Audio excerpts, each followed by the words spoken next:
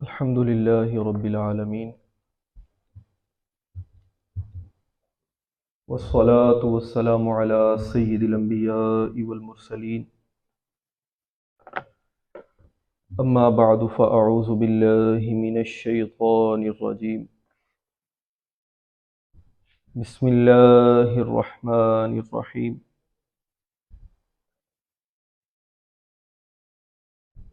ولا تحسبن الذين قتلوا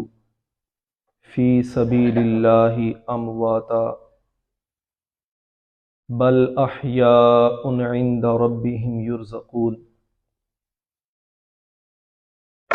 صدق الله العلي العظيم وصدق رسوله النبي الكريم الأمين، ونحن على ذلك لمن الشاهدين والشاكرين،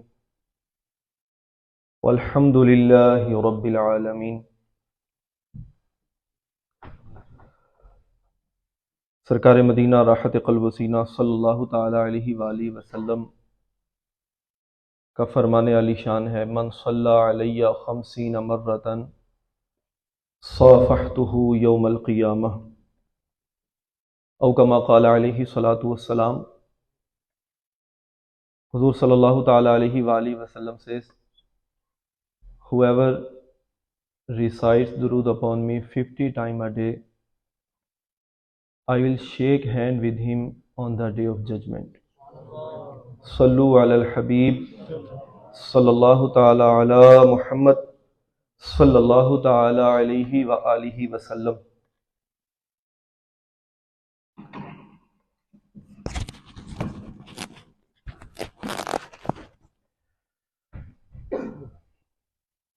شہادت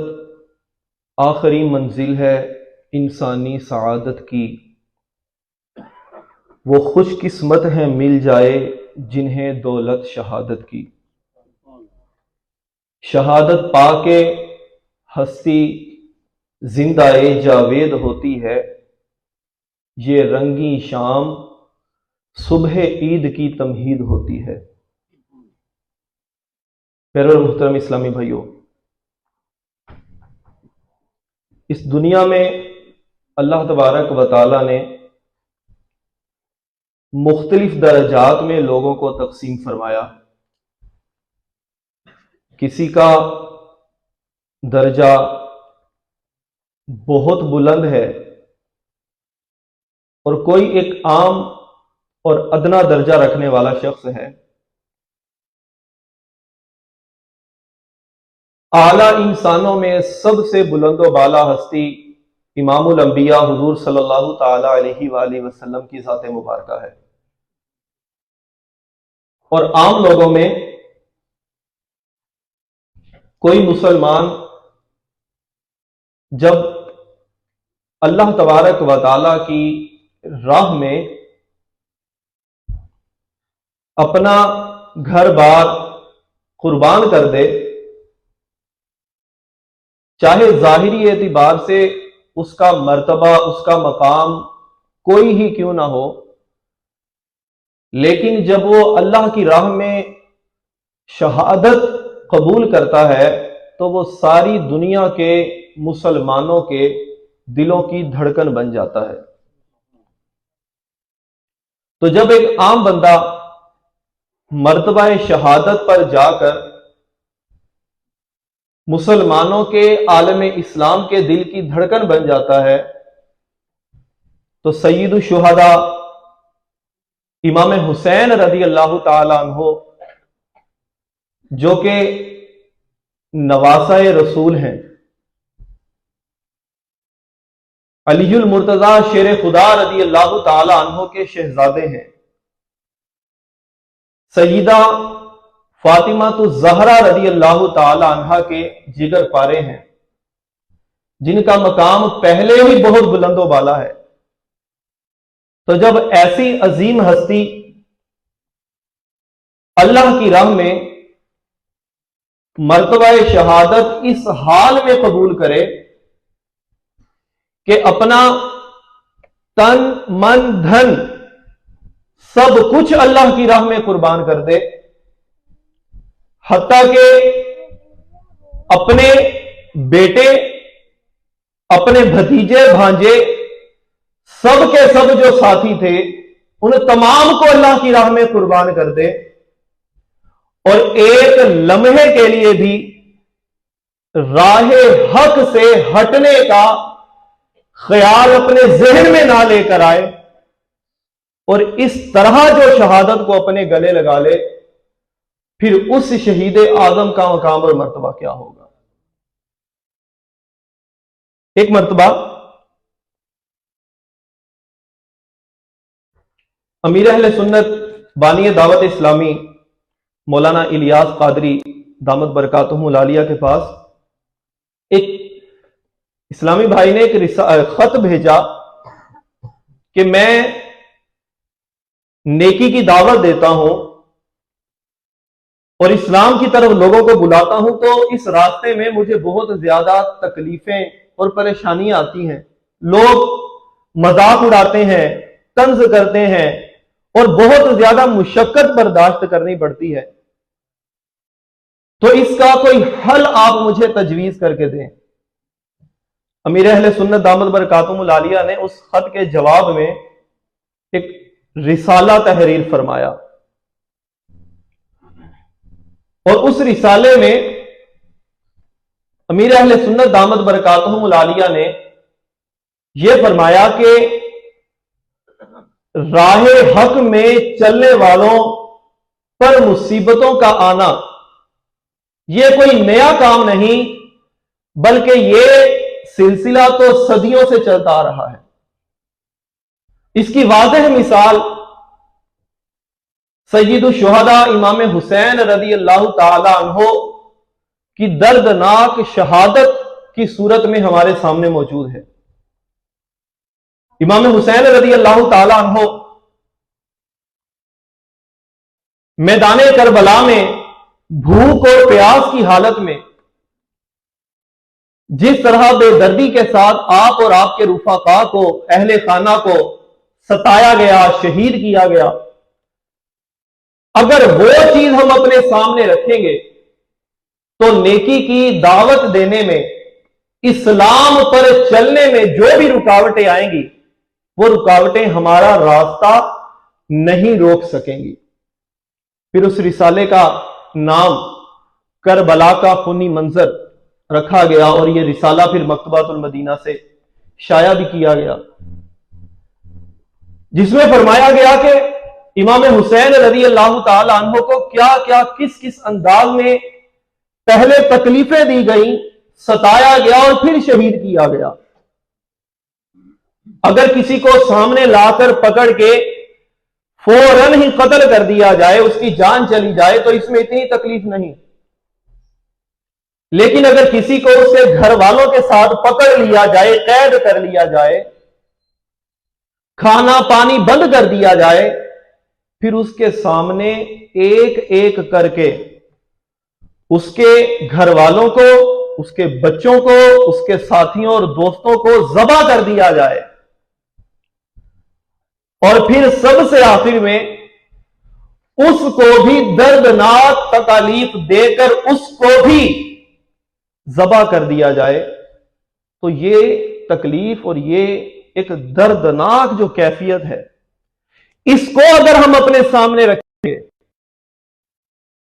تو اولاً تو امام حسین اور اہل بیت کی عظمت اور اہمیت دلوں میں اجاگر ہوگی، اور ساتھ ہی ساتھ اسلام پر چلنے میں جو رکاوٹیں اور پریشانیاں آئیں گی ان کو بھی ہمت اور برداشت، حوصلے کے ساتھ برداشت کرنے کا جذبہ پیدا ہوگا۔ حضور صلی اللہ تعالی علیہ وآلہ وسلم،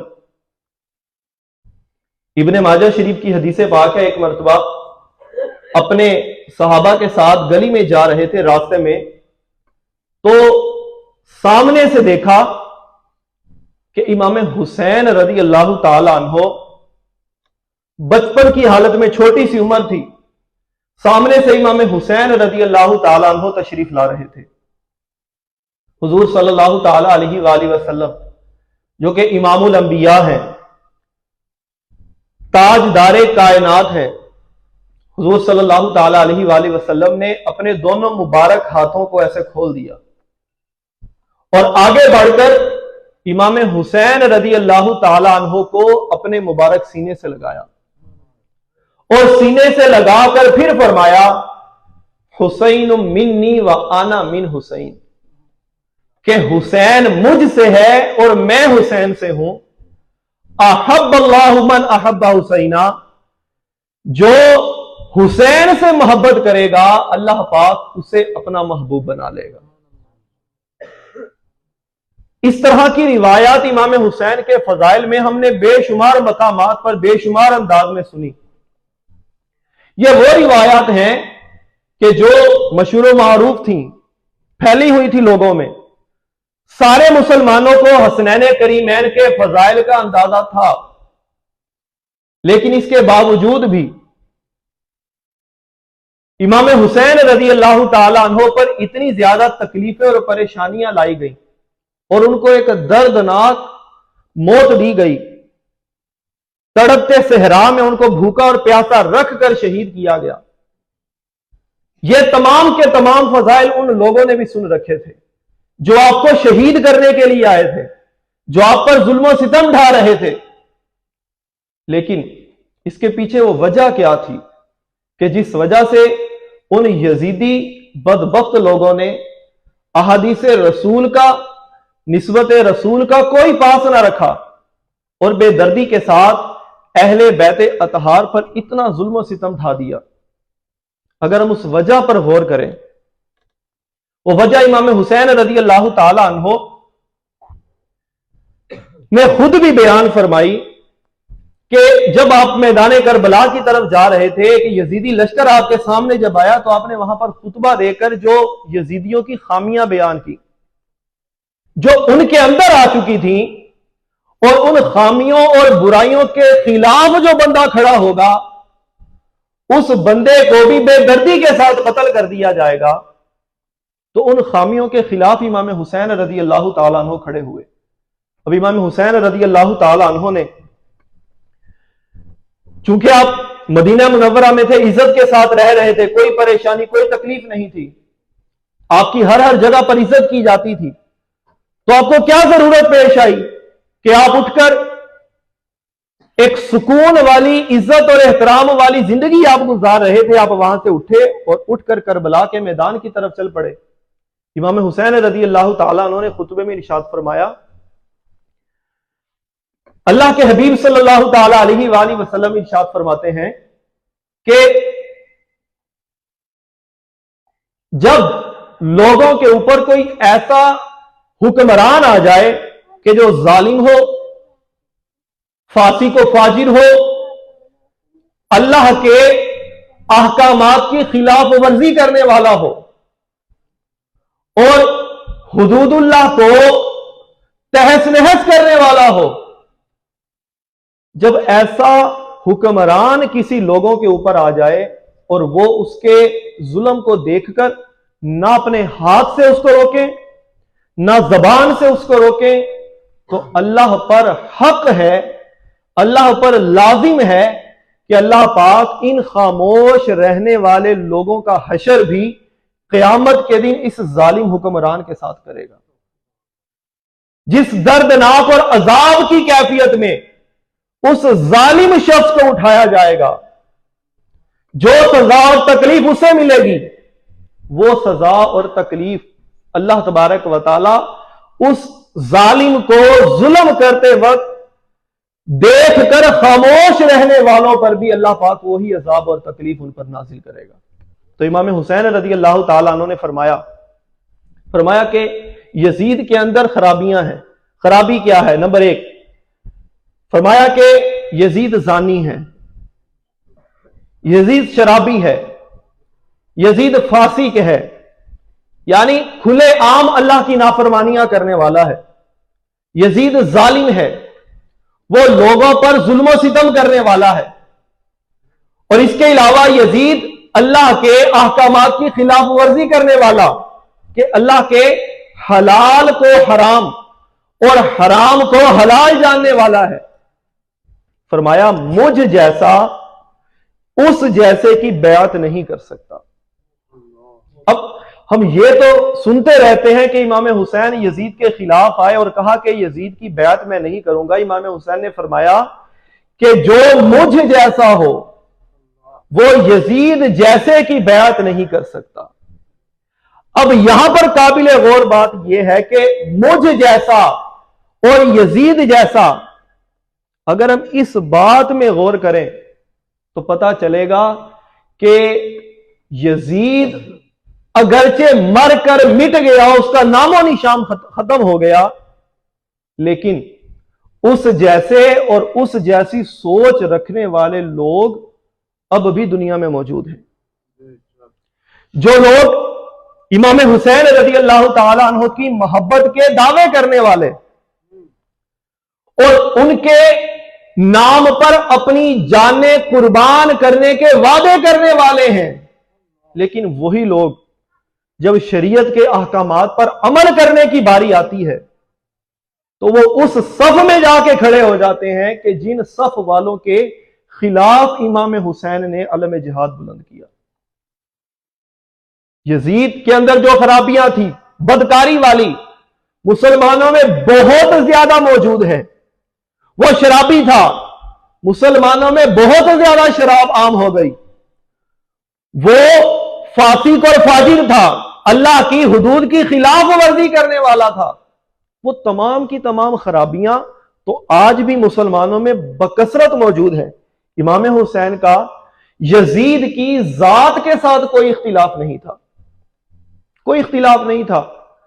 امام حسین رضی اللہ تعالیٰ عنہ کا اگر یزید کے ساتھ جو اختلاف تھا وہ اس کی ذات کے ساتھ نہیں بلکہ یزید کے کردار سے اختلاف تھا۔ اب یزید کی ذات اگرچہ ختم ہو گئی، لیکن امام حسین رضی اللہ تعالی عنہ کا یزید کے ساتھ جو اختلاف تھا وہ ذاتی وجوہات کی بنا پر نہیں تھا بلکہ یزید کے کردار سے اختلاف تھا۔ اب ہم ہر سال محرم الحرام کے مہینے میں بکثرت محفلیں سجاتے ہیں، امام حسین رضی اللہ تعالی عنہ کے ایصال ثواب کے لیے لنگر کا، نذر و نیاز کا اہتمام کرتے ہیں،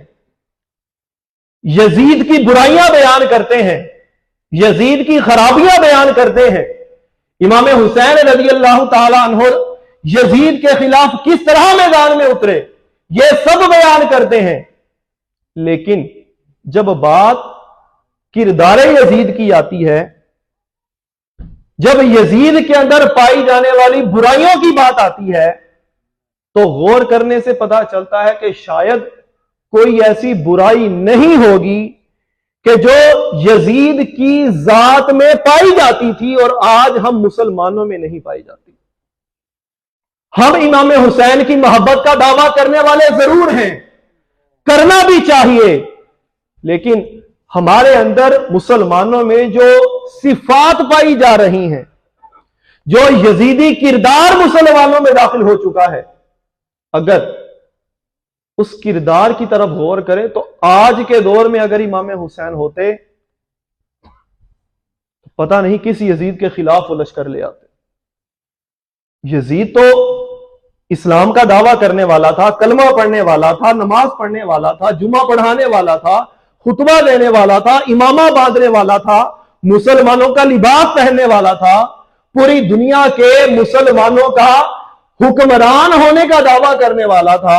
اسلام کا سب سے بڑا نگران اور محافظ ہونے کا دعویٰ کرنے والا تھا۔ اس کے باوجود بھی امام حسین اس کے خلاف آئے اور شہادت کو قبول کر لیا، تو وجہ یزید کی ذات نہیں تھی، یزید کا کردار تھا۔ آج ہمیں ضرورت ہے کہ ہم بھی اپنے آپ کو اگر حسینی ہونے کا دعویٰ کرتے ہیں اور فکر حسینی اگر ہم اپنانا چاہتے ہیں تو اس سے پہلے یزیدی فکر کو،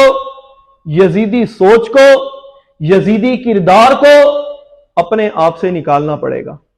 جب تک ہم یزیدی کردار کو ختم کرنے میں کامیاب نہیں ہو سکتے تب تک ہم امام حسین کی محبت کا دعویٰ کرنے میں سچے ہرگز نہیں ہو سکتے۔ اللہ تبارک و تعالی کی بارگاہ میں ہمیں یہ دعا کرتے رہنا چاہیے کہ اللہ پاک ہمیں حضور صلی اللہ تعالی علیہ وآلہ وسلم اور آپ کی اہل بیت اطہار کی پکی اور سچی محبت عطا فرمائے۔ امام حسین رضی اللہ تعالی عنہ کی جو شہادت ہے، اس سے بہت ساری چیزیں سیکھنے کو ملتی ہیں، لیکن میں جو قابل غور 3 چیزیں ہیں شہادت امام حسین سے جو ہمیں چاہیے کہ ہم انہیں سیکھیں، ان کو اپنے اوپر امپوز کریں، لاگو کریں لازمی، اور دوسروں کو بھی وہ سکھائیں۔ نمبر 1،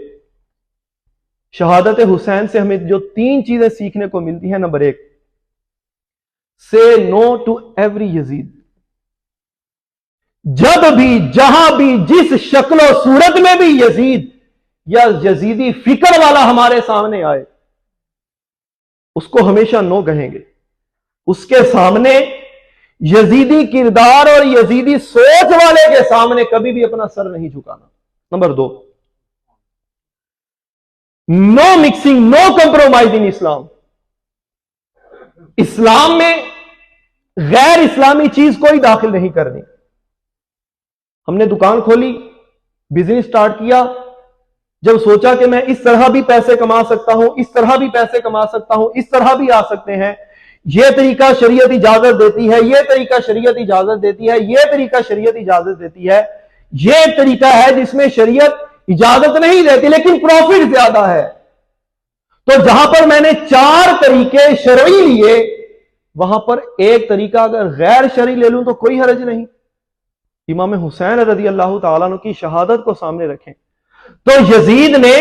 جو غیر شرعی چیزیں اسلام میں داخل کرنے کی کوشش کی، امام حسین نے اس کو بالکل قبول نہیں کیا۔ تو دوسری چیز کیا ہے کہ کوئی بھی غیر شرعی چیز اسلام کے اندر داخل نہیں ہونے دینی۔ ہمارے ہاں مسلمان جب شادیاں کرتے ہیں تو ساری حالت ہمارے سامنے ہے،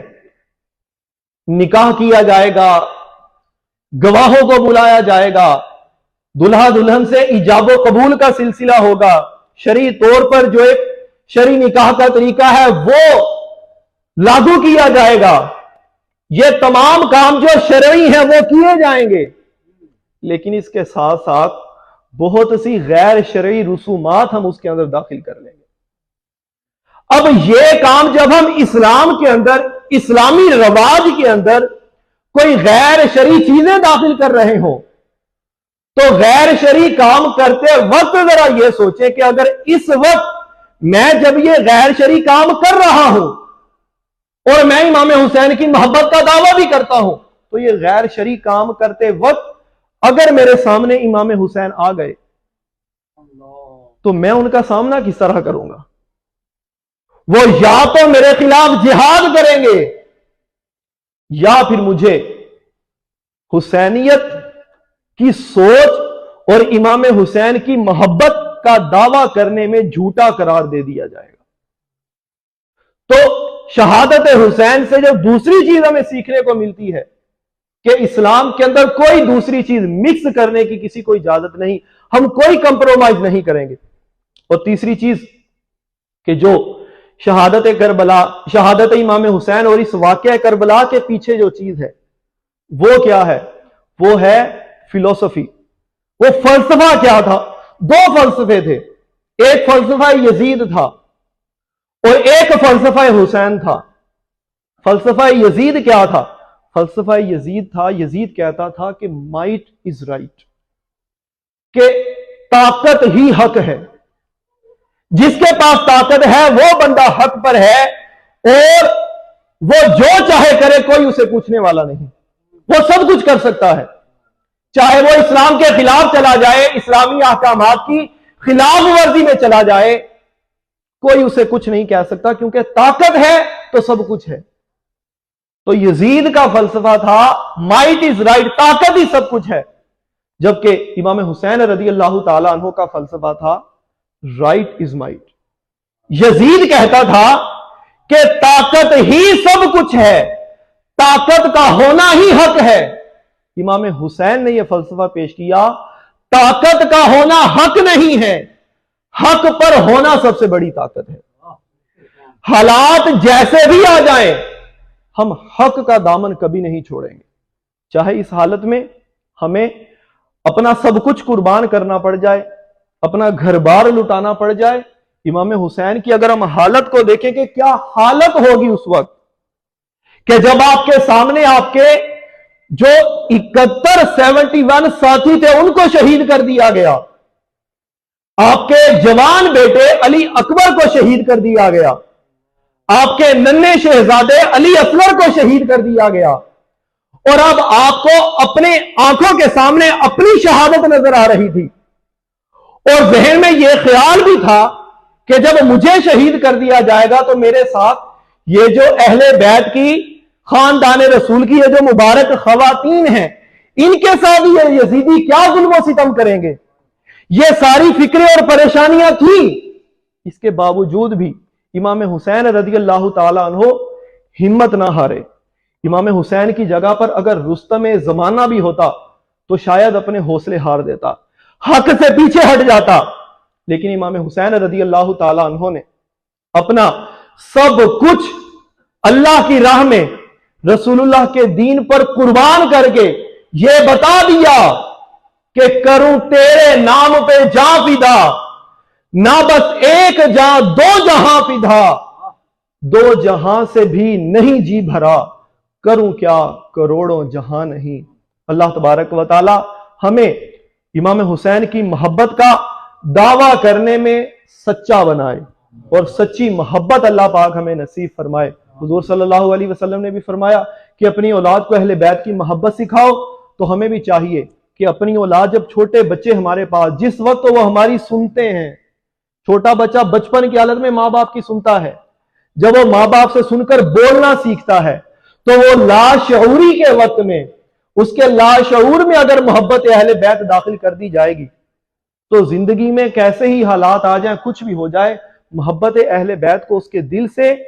کوئی بھی نہیں نکال سکے گا۔ اللہ تبارک و تعالی ہمیں حضور علیہ الصلوۃ والسلام کی پاکی سچی محبت نصیب فرمائے اور اس محبت میں اللہ پاک ہمیں سچا بنائے، اور تا صبح قیامت اللہ پاک ہمیں بھی اور ہماری آنے والی نسلوں کو بھی اسی عقیدے پر قائم و دائم فرمائے۔ آمین بجاہ النبی الامین صلی اللہ تعالی علیہ وسلم۔